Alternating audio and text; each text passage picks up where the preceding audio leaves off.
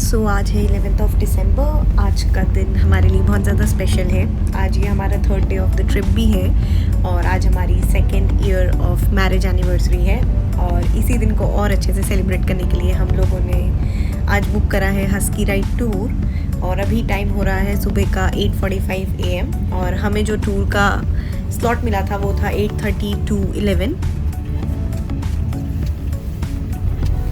ये टूर हम लोगों ने कल सांता क्लॉज विलेज से लौटते टाइम ही बुक करवाया था क्योंकि इसके बहुत ही लिमिटेड स्लॉट्स होते हैं। और ये हमें पड़ा है 2 लोगों में 150 पाउंड्स का और इसमें पिकअप एंड ड्रॉप आपकी लोकेशन से अवेलेबल है।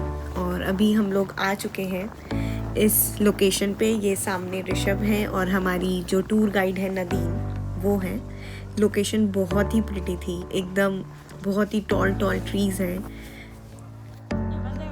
और यहाँ आते से ही हम लोगों ने देखा कि बहुत सारे हस्कीज़ हैं। ये सभी अलास्कन हस्कीज़ हैं, they are not Siberian husky. और ये स्पेशली बहुत फास्ट होते हैं और इन्हें स्लेजिंग के लिए ही यूज़ किया जाता है।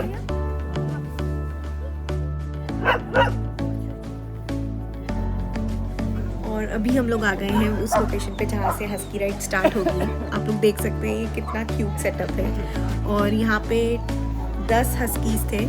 आगे जो 2 खड़े होते हैं उन्हें लीडर बोलते हैं और पीछे जो 2 होते हैं they are the strongest Huskies जो कि पूरी लाइन को होल्ड करते हैं।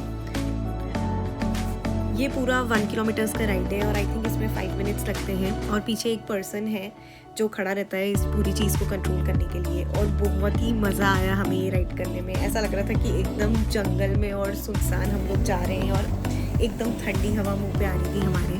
सो बहुत ही बढ़िया एक्सपीरियंस था, once in a life time experience.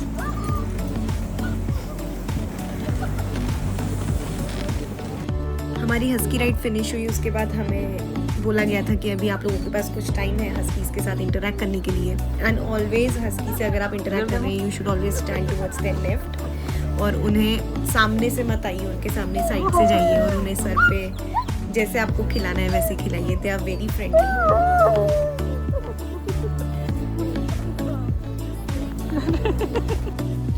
सो ये था हस्की राइड एक्सपीरियंस, बहुत ही मज़ा आया। और इसके बाद अब हम लोग जा रहे हैं आर्कटिकम जो कि रोवानिमी का म्यूज़ियम है।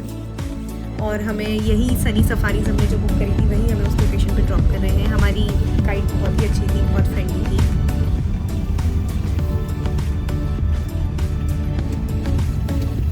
हाय एवरीवन, सो आज है 11th ऑफ दिसंबर, हमारी 2nd year marriage anniversary and हम लोग हैं फिनलैंड में रोवानिमी।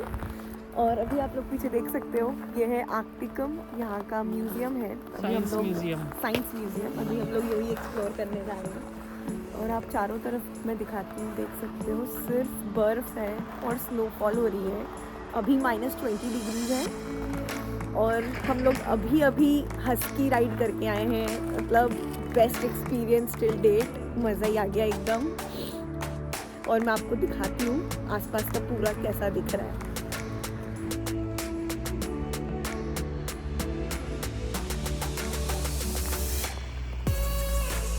अगर आप सिर्फ यही म्यूज़ियम जाते हैं तो इसका आपको एंट्री फ़ीस पड़ेगा 18 पाउंड्स। और अगर आप सेट ऑफ 3 म्यूज़ियम्स वाला टिकट लेते हैं जिसको आप विद इन अ वीक कभी भी यूज़ कर सकते हैं, सो दैट वाज 25 पाउंड्स। हम लोगों ने सेट ऑफ 3 ही लिया था बट अनफॉर्चुनेटली 2 म्यूज़ियम्स बंद थे तो हमें उसका अमाउंट रिफंड हो गया and it was only 18 pounds for us. और यहाँ पे ऑडियो टूर था, फ्री ऑडियो टूर। तो बेसिकली किसी भी लोकेशन पे जाके अगर आपको उसके बारे में जानना है तो just tap your card there और वो ऑडियो गाइड आप लोग सुन सकते हैं जैसे ऋषभ सुन रहे हैं।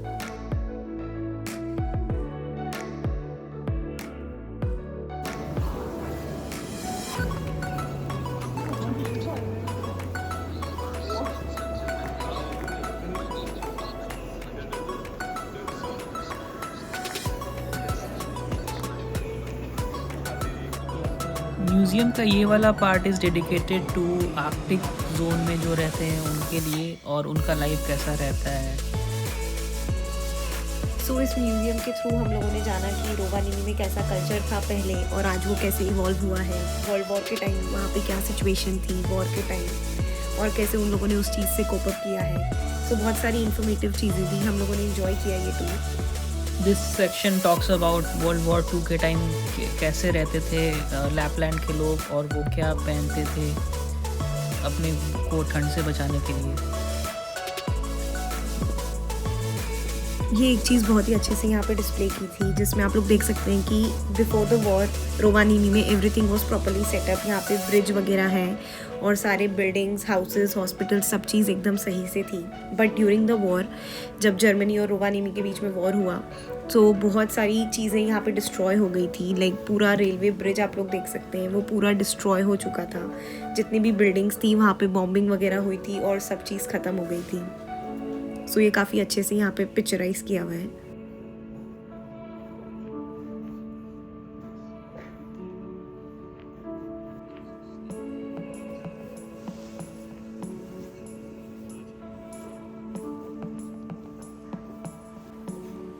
लैपलैंड में काफ़ी सारे पाइन ट्रीज़ हैं, जिसके चलते वहाँ का मेन ऑक्यूपेशन है फॉरेस्ट्री।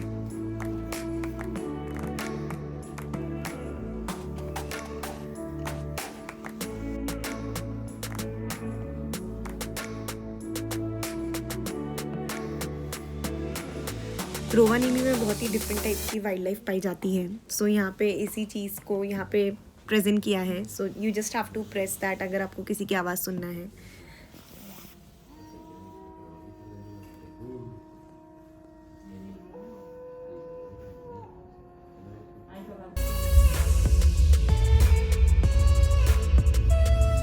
सो इस म्यूज़ियम के बहुत ही डिफरेंट पार्ट्स थे। सो ये एक पार्ट था जहाँ पे कि एक छोटा सा थिएटर रूम बना था, और यहाँ पे आप लोग को बताया है कि रोवानीमी में through out the year different seasons में कैसा दिखता है और क्या क्या चीज़ें होती हैं। सो रोवानीमी में एक साल में मोर देन 200 डेज चांसेस हैं जहाँ पे आपको नॉर्दर्न लाइट्स दिख सकती है। बट हम इतने लकी नहीं थे, हमें नहीं दिखी। सो हम लोग यहीं पे थिएटर रूम में इसे एंजॉय कर रहे हैं। बट आई होप हमें समडे ये दिखे और हम नेक्स्ट ईयर बिल्कुल वापस प्लान करेंगे ऐसी जगह जाने का जहाँ हमें ये चीज़ दिखे। यहाँ पे बहुत ही अच्छे से एक्सप्लेन किया हुआ था जस्ट आउटसाइड दिस रूम कि नॉर्दर्न लाइट्स कैसे बनती है। So basically interaction between sun rays and earth magnetic field.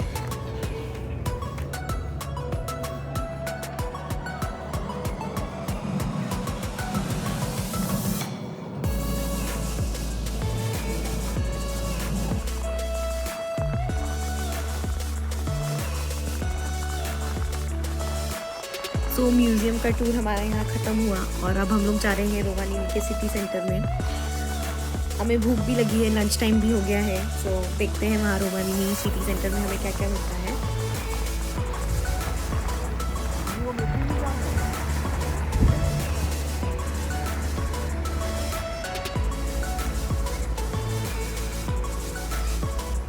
ये है यहाँ पे बच्चों का मोड ऑफ ट्रांसपोर्ट।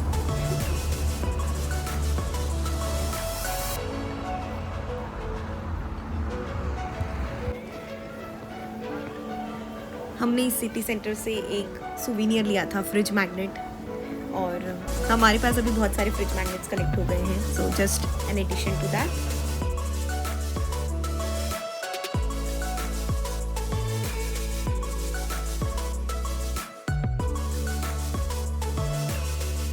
हमने ये ट्रिप एंड की in the northern most McDonald's in the world, and इसके बाद हम लोग एयरपोर्ट की तरफ चले गए थे। एंड हमारी फ़्लाइट थी 9:30 की। It was 2.5 hour flight back to London. And I hope आपको ये सीरीज़ पसंद आई हो, एंड थैंक्स फॉर वॉचिंग।